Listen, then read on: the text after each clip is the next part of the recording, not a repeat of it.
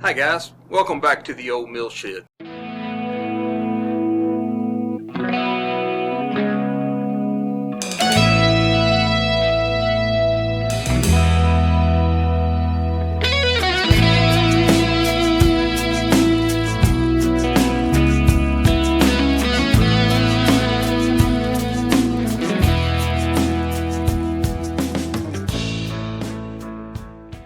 So we're in the middle of March, right at the middle of March.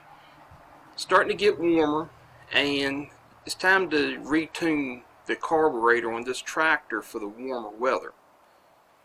In the fall, getting ready for winter, I'll normally tune the carburetor a little richer to account for the denser air going into the cylinder during operation. When it gets warmer, especially when you're going from say 20 degrees, 25 degrees outside, and you're going to be running when it's 80, 90, 100 degrees outside, if you have tuned it for the cold weather, you're wasting fuel during the warmer weather. Now usually how I do this is I will start the engine, let it warm up, and I will turn the high side or the adjustment screw for when the engine is above idle. Leave my idle adjustment screw alone, but the high side screw, I'll adjust it until I start getting black smoke. And then I will incrementally go back to lean until the black smoke just disappears. Now this isn't probably the most efficient way to do things, but it has worked for generations on this machine alone for over 70 years. And it is probably good enough, but I would like to see if there's a better way to do it. One way to do this is to hook your tractor's PTO up to a Baker fan. And a Baker fan is just a fan, but the blades are flat, and its entire purpose is to provide resistance to the PTO. And then you would open up your throttle, adjust your carburetor till you get the most RPMs out of the fan, and then you would just go slightly richer, maybe a 1/16, eighth of a turn richer to make sure you were staying off of lean, and then you left it. Unfortunately, I don't have access to a Baker fan. There are some for sale, but they're very expensive. Some of them cost more than what I paid for the tractor itself. So outside of using a Baker fan, I have also heard of people taking like a very heavy trailer, like maybe my 16-foot trailer, and pulling it up an incline and adjusting the carburetor until they got the most power out of it. Sounds legit. I've never done that, but I can see in theory why that would work. And then one afternoon I was driving home and it hit me. There was a guy who used to run Southside Service Station, a man named Elton, and he had this glass spark plug, and he would actually tune an engine off the color that he saw through that glass spark plug. So this got me to wondering, is that product still available? Well, it is, and here it is. It's made by Gunson. It's called the Colortune. It's made in the United Kingdom, so I had to have this shipped across the fish pond. And it's a 14mm spark plug, but they sell an adapter kit that will fit this machine. So looking here on the box, it says if you are rich, your flame in the cylinder will look like this, and if you are correct, it'll be a blue color. Okay, so let's see what all we've got in here.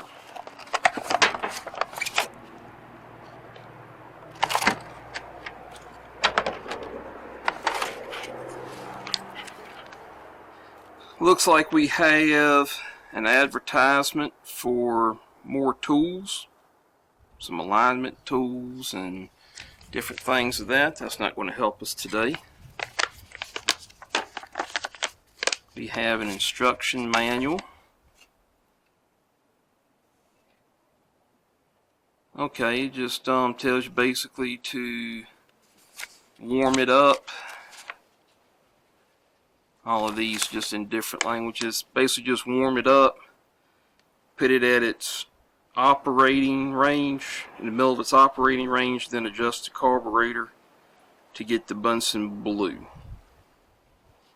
Okay, if we don't have an acceleration pump, they said to go to slightly above, and in parentheses it says to the yellow orange side of blue. Okay, well, we do not have an acceleration pump, and we'll take a look at the carburetor here in a minute. We'll go over how it works. So this is what comes in the kit. So we have the plug. It's a little glass ring down in there. You can actually see through this.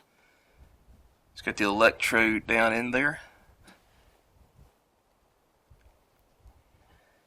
Okay. We have a plastic piece that looks like it goes over the plug.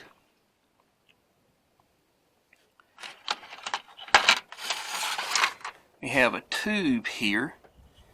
It looks like this fits on the plug, and it looks like your wire that goes to your spark plug wire would come out of this right here.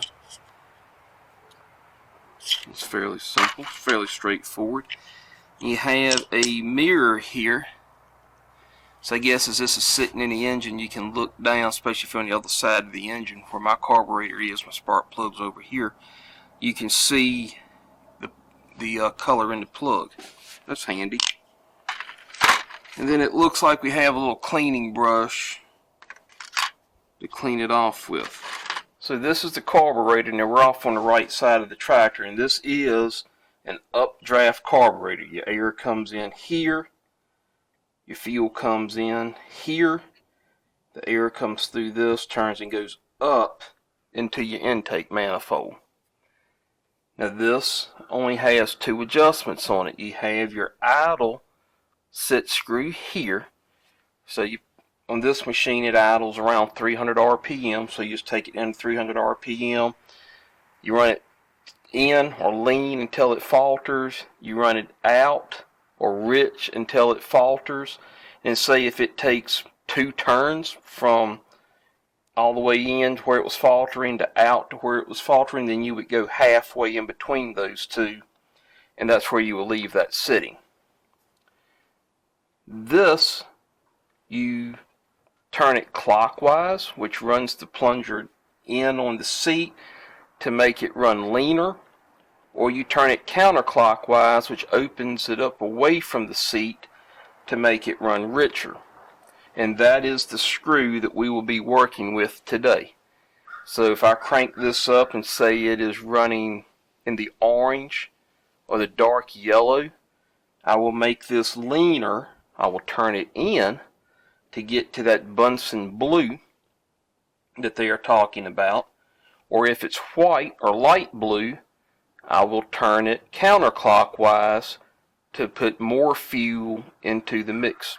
Okay, so what I did is I let him run about 15 minutes. Waited for the water temperature to start climbing on it. Figured that was close enough. We're going to pull the number 2 plug here.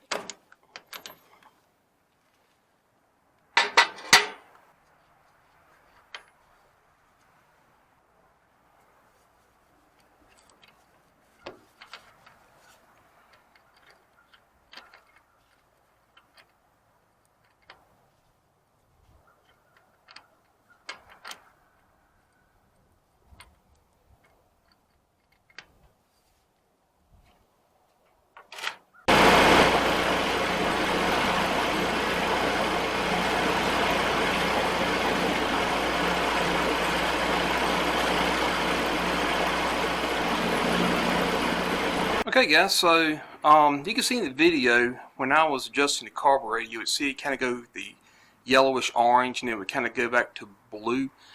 I'm not entirely certain how it showed up on camera. To the naked eye, it looked almost like the color of blue. Say if you had like a gas stove, that flame that comes out of the burner, that's kind of what it looked like, especially down at the where it would first come out of the burn when it's that darker blue. That's what it looks like to the naked eye. I haven't had a chance to look at the video yet to see how it looks on camera.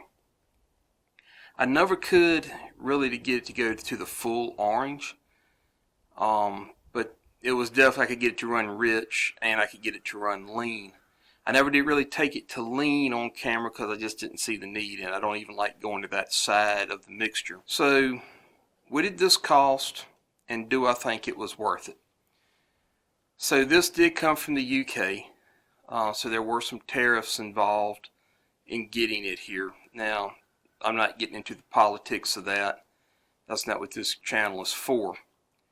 But for the Colortune kit and the adapter, taxes, shipping, everything, I'm in for close to $200. Do I think it's worth it? Well, for me, I'm going to say yes. One is I found out that tuning the engines the way that I was tuning them, I was leaving a little bit of horsepower on the table. I was a little on the lean side when I first started out, and not bad enough that I would be burning valves, but enough that I was leaving a little horsepower on the table. And after I tuned it, I actually ran the tractor a little bit, and I can tell I do have more power. When I pull the throttle lever back, it does respond better. So in that respects, yes, it was worth it.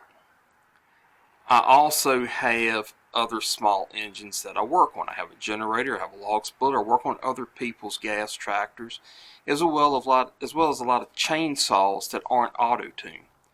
So I'm going to be using this a lot. And so personally, I want to say yes, this was worth it. So I hope you enjoyed the video. Hope you found it entertaining and helpful. If you liked it, give me a thumbs up, subscribe, and hit that notification bell. It helps the algorithm a lot. We'll see you here next time under the shed.